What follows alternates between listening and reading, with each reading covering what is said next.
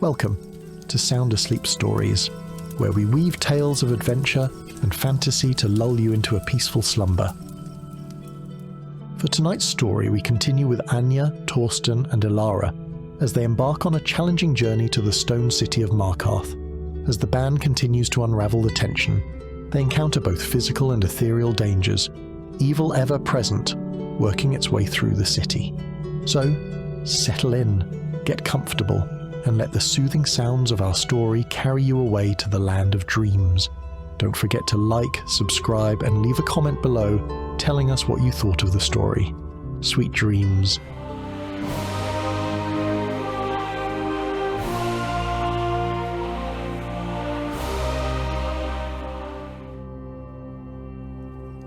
Chapter 6. The Stone City. The wind whipped across Anya's face as she trudged through the snow-covered path. The reach stretched before them, a harsh landscape of jagged peaks and frozen valleys. Her boots crunched against the fresh powder, each step bringing them closer to Markarth. Torsten led the way, his broad frame cutting through the bitter wind. His experience showed in how he picked the safest routes through the treacherous terrain. Elara followed behind Anya, her silver hair a stark contrast against the white landscape. "The cold doesn't seem to bother you," Anya called back to Elara. "Magic has its uses." Elara smiled.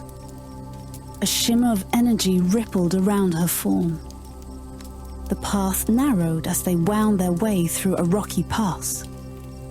Anya's trained hunter's eye caught glimpses of mountain goats high above, their sure feet finding perches on seemingly impossible ledges.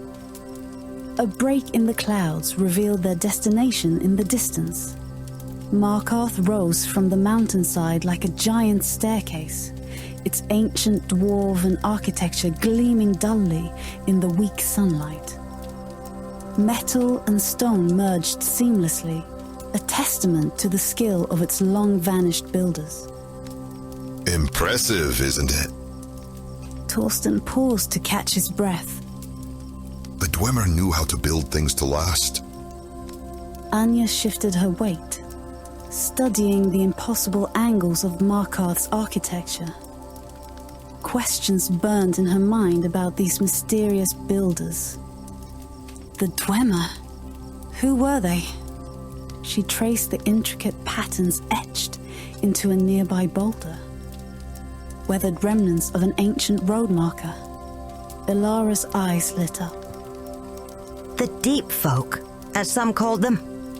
A race of master craftsmen and engineers who built vast cities beneath the mountains. What happened?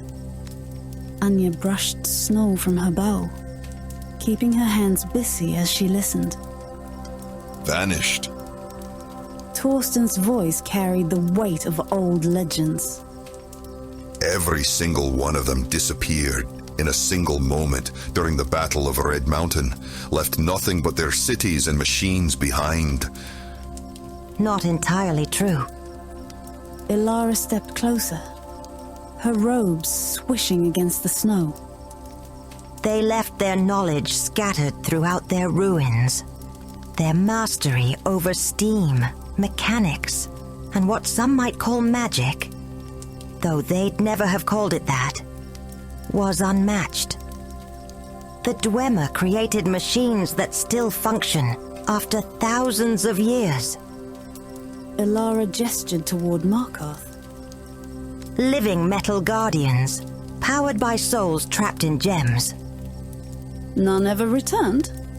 Anya asked. Not one. Elara's voice softened. Though their influence remains. The Empire still studies their creations, trying to unlock their secrets. Even the scrolls in my parents' cult contained references to Dwemer artifice. Anya studied the city's silhouette. Massive bronze pipes snaked between buildings, steam rising from vents in complex patterns. Waterfalls cascaded down the city's terraced levels, partially frozen in the winter air. How do we even begin searching for the keystone in there? The scale of their task hit her as she took in the city's maze-like structure. One step at a time. Torsten adjusted his axe. First, we need to get inside those walls. The trio pressed on, the city growing larger with each passing hour. The ancient stronghold loomed before them. A flicker of movement caught Anya's attention, making her muscles tense instinctively.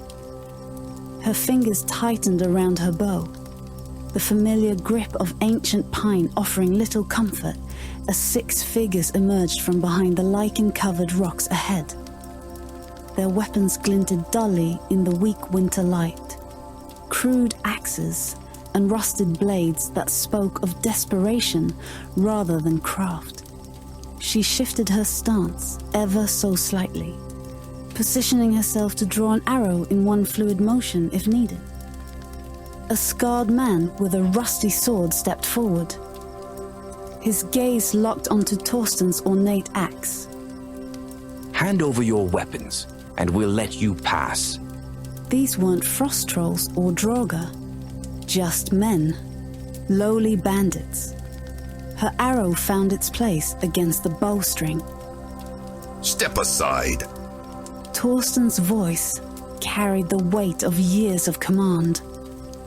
The bandits spread out, circling their group. That's some fancy bow you got there, girl. Another bandit crept closer, his eyes fixed on Anya's ancient pine bow. Too good for the likes of you. Anya released her arrow. It struck the nearest bandit's shoulder, sending him sprawling backward. She knocked another arrow as Torsten charged forward, his axe catching the sunlight. 2 bandits rushed her. Anya ducked under a wild swing, her bow striking one's knee. She rolled through the snow, coming up with an arrow already flying. It caught the second bandit in the thigh. Elara's magic crackled through the air, freezing one bandit solid. The leader swung at Torsten, but the old warrior deflected the blow and buried his axe in the man's chest. One of the bandits turned to strike Elara. Anya's arrow caught him in between his shoulder blades, dropping him face first into the snow. Blood sprayed across the snow as Torsten dispatched the last bandit. The old warrior's movements remained fluid, each swing of his axe precise and deadly. But something caught Anya's eye, a glint of metal from the ridge above. An arrow whistled through the air. Torsten grunted as it struck his shoulder, the impact throwing off his guard. 3 more bandits emerged from behind the rocks, surrounding him.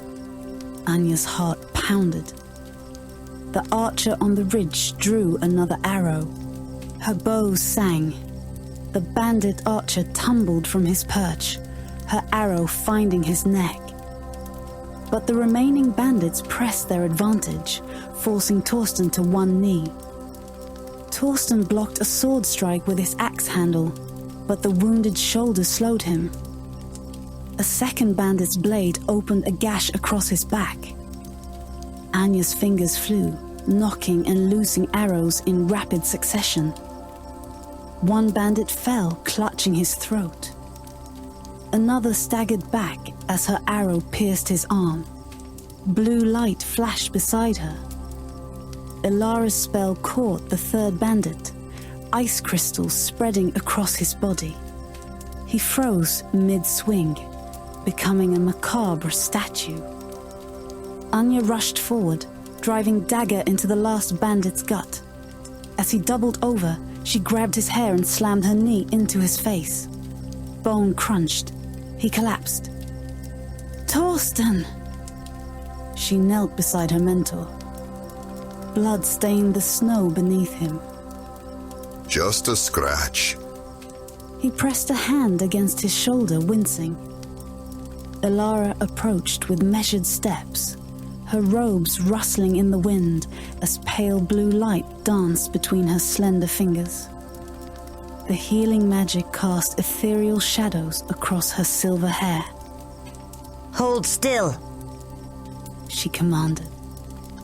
Anya watched as blue light flowed from Ilara's hands into Torsten's wounds.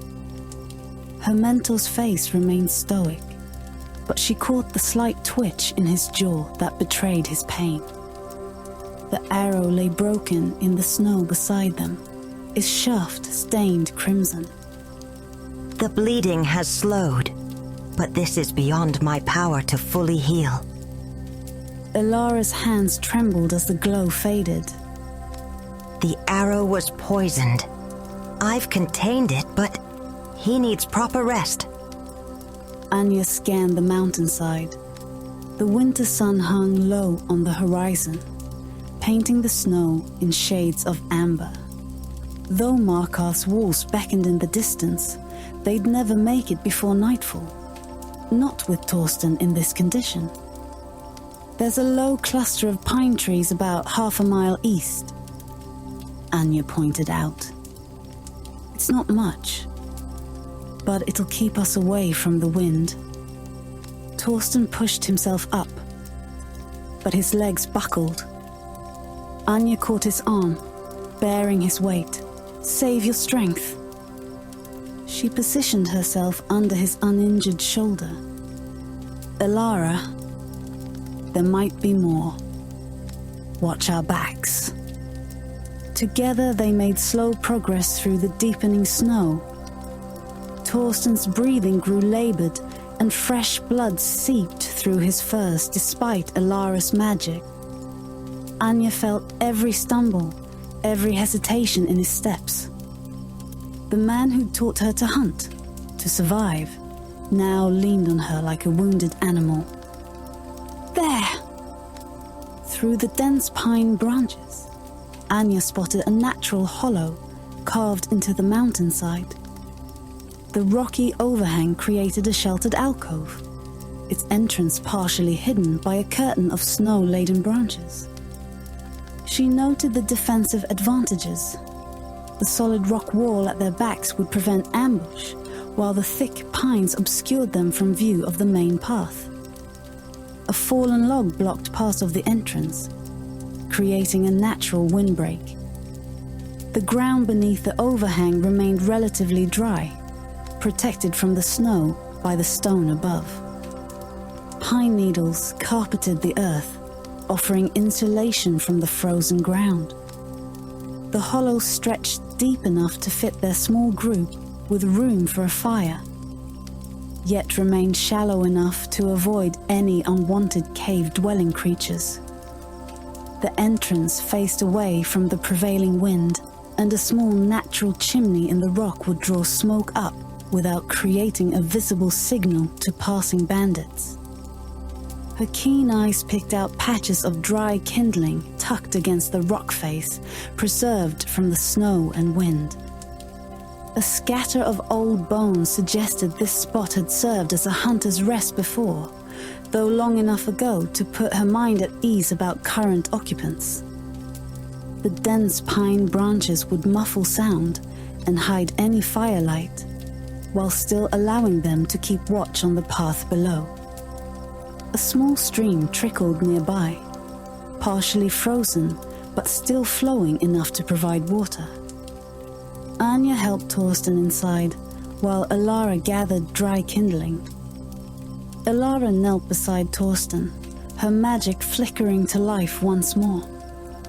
This will heal, but he'll need the night before we can move safely. Anya gathered branches while Ilara tended to Torsten's wounds. The sun dipped below the horizon, casting long shadows through the pine trees. Her muscles ached from the day's fight as she arranged her bedroll near the fire. Sleep came quickly, but peace did not follow. Red lightning split a purple sky. Anya's boots crunched on black glass as she moved through a twisted landscape. Jagged spires of obsidian rose around her, their surfaces reflecting the crimson storm above. The air itself felt thick and heavy with the taste of metal. A figure emerged from the shadows, wrapped in darkness that moved like smoke. In their hand, a curved blade caught the lightning's glow. The weapon's edge rippled like a serpent's scales. Anya raised her bow, but her arrows passed through the figure like mist. They closed the distance with impossible speed. She blocked their first strike with her bow, ancient pine wood meeting cursed metal with a screech that set her teeth on edge. The figure moved with fluid grace, each attack flowing into the next. Their blade whispered past her defenses, leaving trails of frost on her skin. She couldn't land a solid hit. Every strike met only shadow. Her opponent pressed forward, driving her back across the glass plane. Their blades sang through the air, forcing her to dodge and weave. But she was tiring, her movements growing slower. The figure feinted left. Anya moved to block, but they spun right instead. The dagger plunged into her chest, ice spreading from the wound. Anya's eyes snapped open. She bolted upright, heart hammering against her ribs. Sweat froze on her skin despite the nearby fire. Her hand pressed against her chest, finding only whole flesh beneath her tunic. The camp remained quiet, save for Torsten's steady breathing and the crackle of dying embers. The remnants of her nightmares still clinging to her thoughts. She checked Torsten's wounds while Elara gathered their supplies. His color had improved, though pain still etched lines around his eyes. The group broke camp as the first hints of light painted the eastern sky. Anya took point, her hunter's instincts alert for any sign of danger. The snow from yesterday had settled, making the steep path to Markarth treacherous. Each step required careful placement to avoid slipping on hidden ice. Torsten moved slower than usual, but steadier. Anya's muscles tensed as Markarth's stone walls loomed closer. The ancient dwarven city rose before them, its terraced architecture carved into the mountain itself. Metal and stone merged in impossible ways, bronze pipes weaving between buildings like metallic snakes. Steam billowed from vents in complex patterns, creating a haze that clung to the upper reaches of the city. The morning sun struck the metal surfaces, casting an otherworldly glow across the frozen waterfalls that cascaded down the city's levels. Her boots crunched against fresh snow as she picked her way up the steep path. Guards patrolled the battlements above, their armor glinting in the pale light. The city's entrance gaped like a stone moor, framed by massive bronze doors that bore the weight of centuries. The path wound past market stalls that hugged the outer walls, merchants already setting up their wares despite the early hour. The scent of fresh bread mixed with the metallic tang that seemed to permeate everything in Markarth. Anya's gaze traced the intricate patterns carved into the stone facades. Dwarven craftsmanship defied nature itself. Perfect angles and seamless joins that had withstood millennia. She'd heard tales of the mechanical marvels that still turned deep within the city's bones, but the reality before her exceeded any story.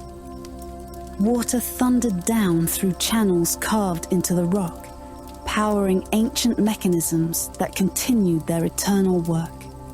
The sound echoed off the stone, creating a constant background rhythm that pulsed through the city like a heartbeat. Behind her, Torsten's labored breathing reminded her of their purpose. This wasn't a time for wonder.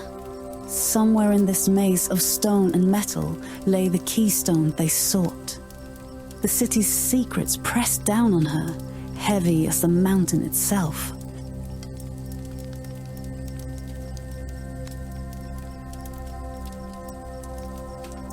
Chapter 7.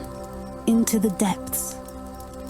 Anya's boots clicked against Markarth's ancient stone streets as the group made their way through the city's winding pathways. The morning sun caught the bronze pipes and dwarven metal, creating a warm glow that contrasted with the cold mountain air. Water rushed beneath their feet through carved channels, the constant sound echoing off the towering walls. Market stalls lined the terraced streets, their wooden frames a stark contrast to the eternal stone. The scent of fresh bread mixed with metalwork from the smithy. A merchant called out prices for fresh cuts of venison. Prices that made Anya shake her head, knowing she could hunt better meat herself. She watched a group of miners trudge past, their faces and clothes covered in silver dust from the depths of Sidna mine. Their tired expressions spoke of long hours beneath the earth. Above them, guards in their distinctive armor patrolled the walkways, their hands never far from their weapons.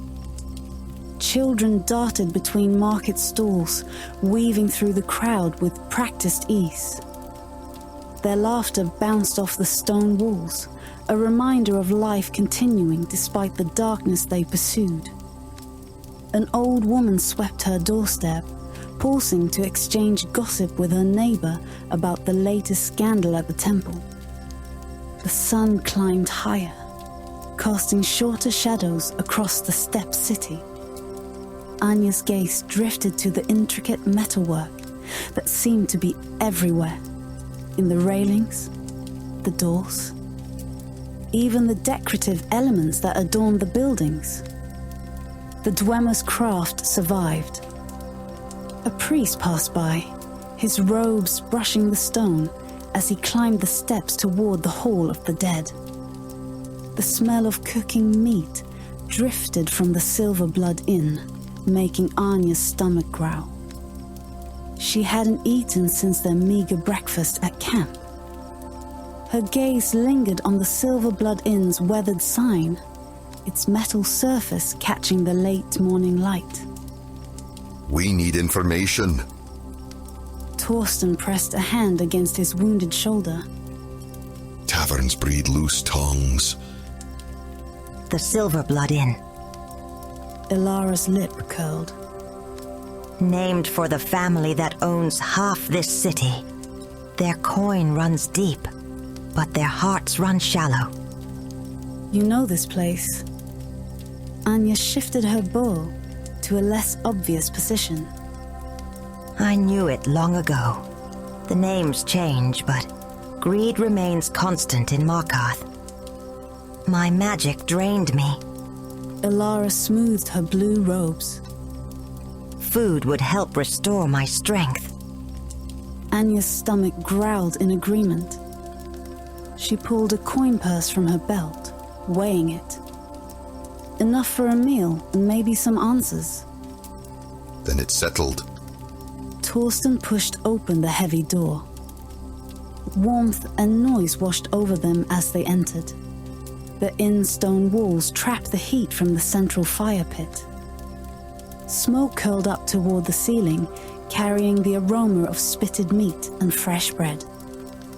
Patrons clustered around wooden tables, their voices mixing with the clatter of mugs and plates. A bard tuned his lute in the corner, fingers dancing across the strings.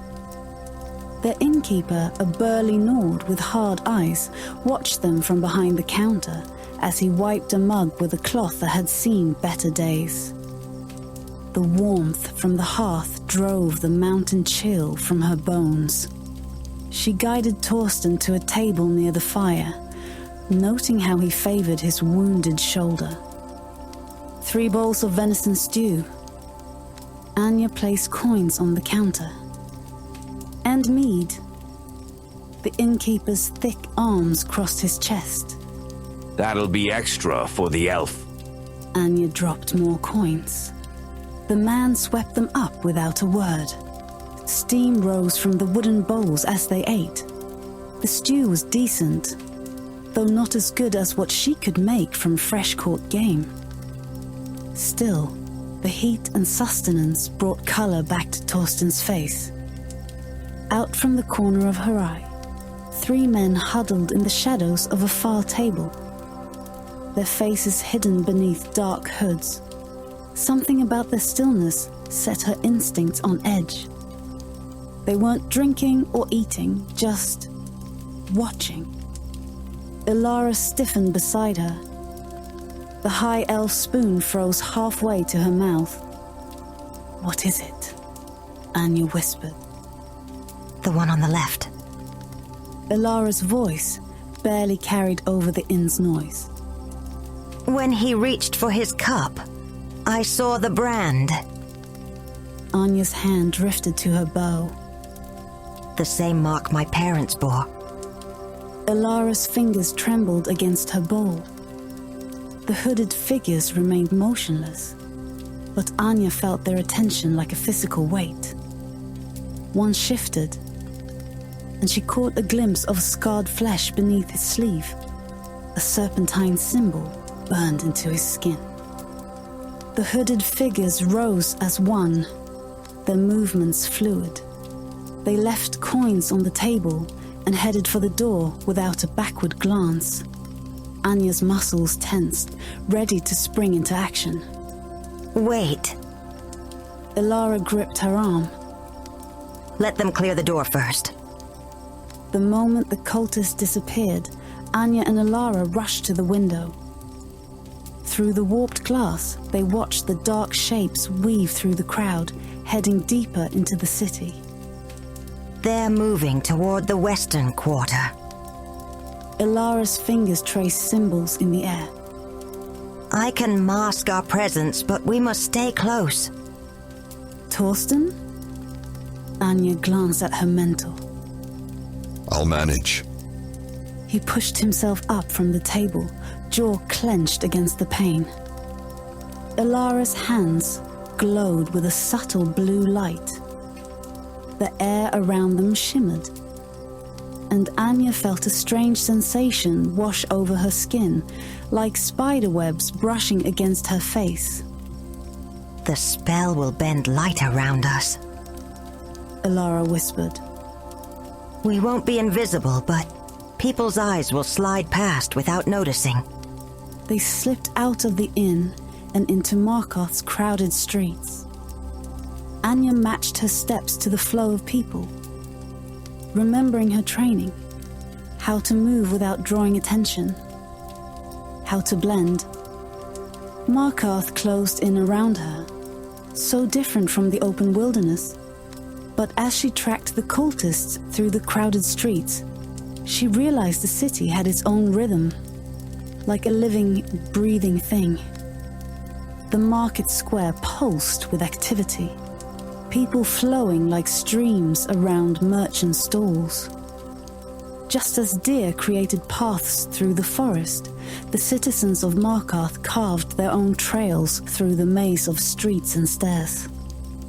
She kept her eyes on the cultists' dark robes, reading their movements as she would track prey. The way they paused at corners, how they shifted their weight before changing direction.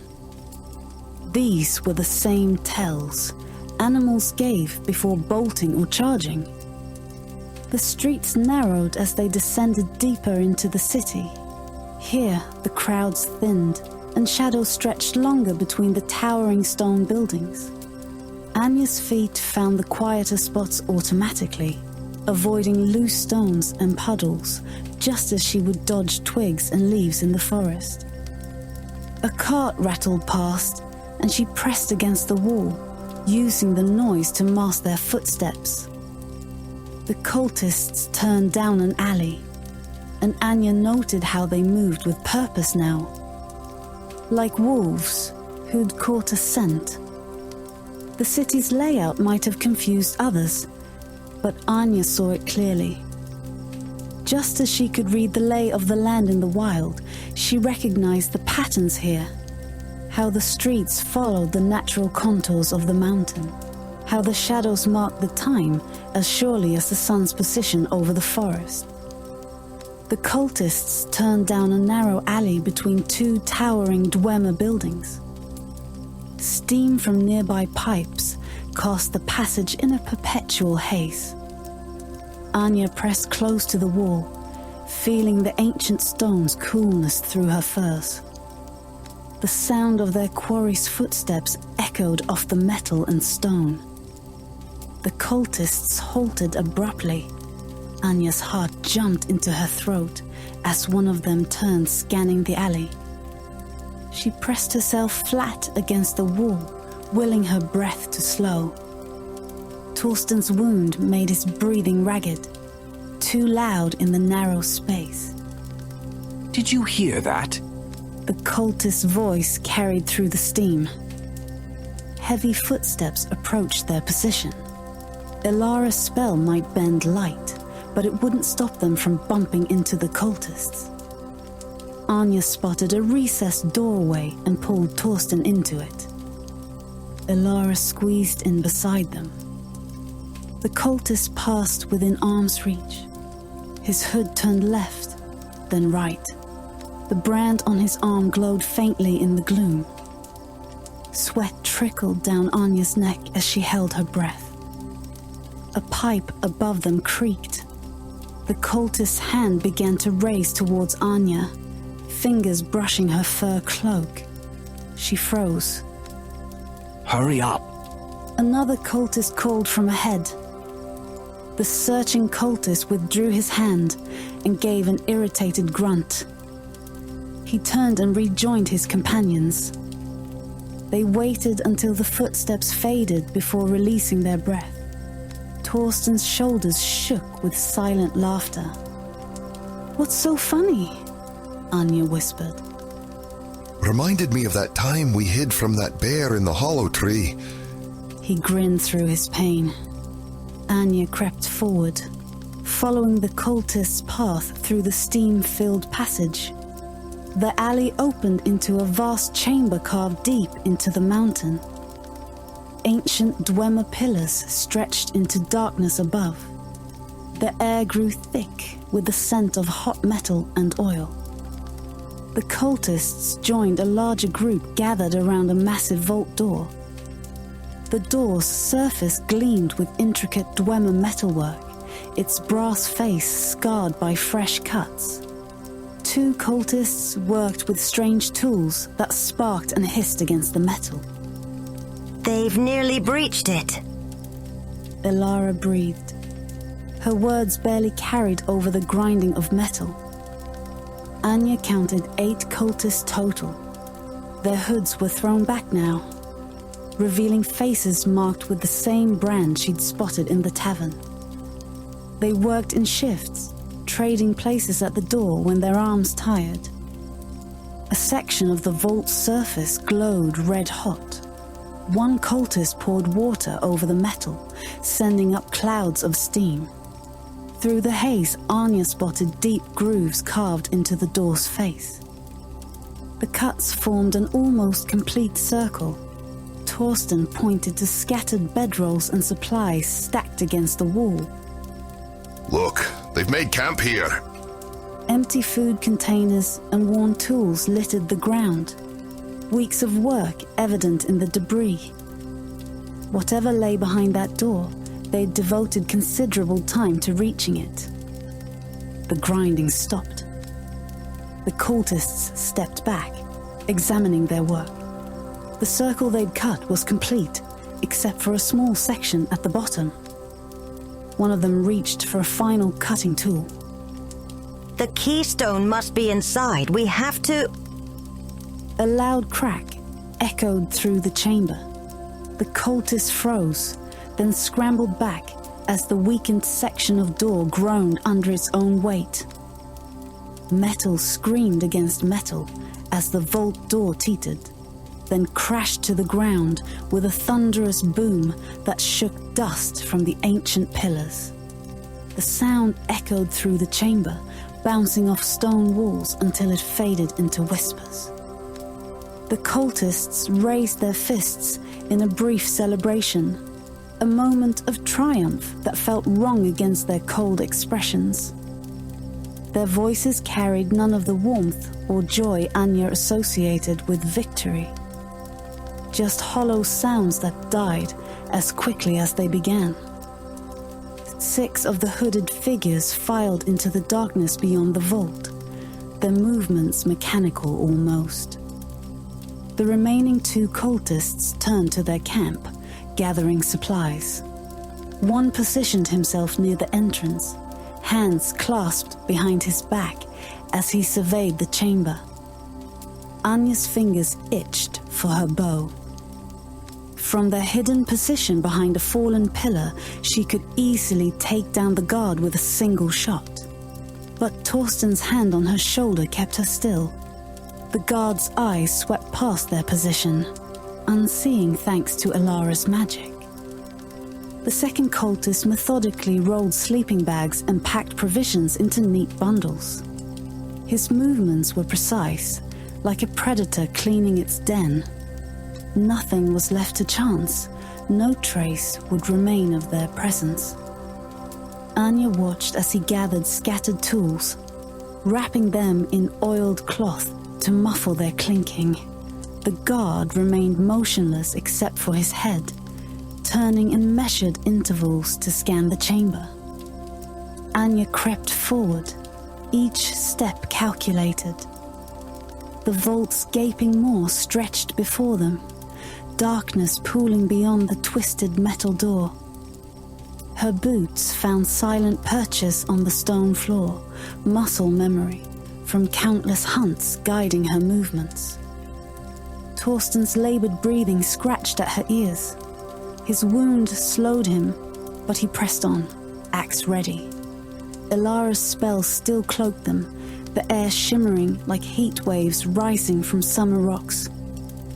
The fallen door created a makeshift ramp as they climbed through, passing the one guarding unnoticed. Anya's gaze caught a flutter of movement near Ilara's robes. Something small and pale, parchment perhaps, slipped from a fold in the fabric and drifted to the ground. The object settled in the shadows cast by the ruined door. Her hunter's instinct urged her to retrieve it, to leave no trace of their passage. But ahead, torchlight flickered against ancient walls, and voices echoed from deeper within. The cultists were moving further in, and with each passing heartbeat, they risked losing their lead. Anya pushed the thought aside. The hunt called, and she answered, leading their small group into the vault's depths. The metal-tinged air closed around them as they crossed the threshold, leaving the fallen scrap behind.